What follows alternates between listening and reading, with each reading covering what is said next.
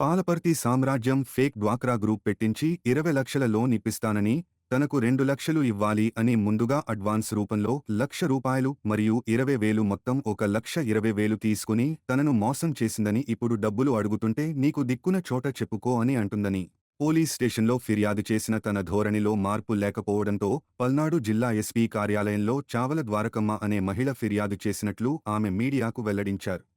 నేను సేవల ద్వారకాన్ని మరి నేను డ్వాక్రా గ్రూపు పెట్టుకుందామని వెళ్ళాను. ప్రే గ్రూపులు పెడుతుందని సంగతి తెలిసి అందరూ పెట్టుకుంటున్నారు, నిన్ను కూడా పెట్టుకోమని ఒకసారి నాకు అగపడి పాలపర్తి సామ్రాజ్యం అయితే నేను గ్రూపులు పెడితే 20 మందికి 20 లక్షలు ఇప్పిస్తాను, నాకు 2 లక్షలు ఇవ్వమని అంది. నా కాడైతే 2 లక్షలు లేవు, ₹1,00,000 ఉంటాయి తీసుకోమన్నాను.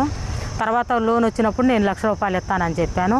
తర్వాత మళ్ళీ ఒక వారం ఆగినాక నా దగ్గరికి వచ్చి ఒక 20,000 నాకు సేబదురుగా కావాలని అంటే వాళ్ళ కొడుకుని పంపిస్తే మా ఇంటికాడికి వస్తే నేను ఇచ్చాను. ఇస్తే ఈ రోజుకి 2 సంవత్సరాలు అవుతుంది.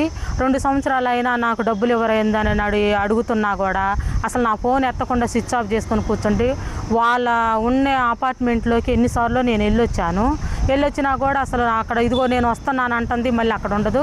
కానీ నేను ఇచ్చిన డబ్బులు మటుకు వాళ్ళ ఆయనకి మటుకు చెప్పొద్దని చెప్పింది. ఇప్పుడు మొన్న వెళ్ళాను, 10 రోజుల కిందట కంప్లైంట్ ఇచ్చాను. కంప్లైంట్ ఇస్తే పొద్దున్నే ఫోన్ ఎత్తింది, తర్వాత స్విచ్ ఆఫ్ చేసుకొని కూర్చుంది. స్విచ్ ఆఫ్ చేసుకొని కూర్చుంటే నేను మేడానికితో మాట్లాడాను, ఎస్ఐ మేడం మాట్లాడింది నాతోటి. అయితే మాట్లాడితే అమ్మ ఫోన్ ఎత్తినప్పుడు వస్తానని అంది.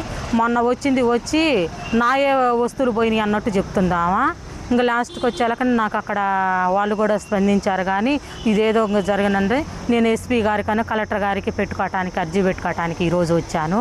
నా యందు దయ ఉంచి నా కష్టార్జితం డబ్బులు అయ్యి నాకు ఇప్పించేలాగా చూడండి. ఇయే కాదు ఇంకా ఎన్నో ఫేక్ గ్రూపులు తీసుకుంది.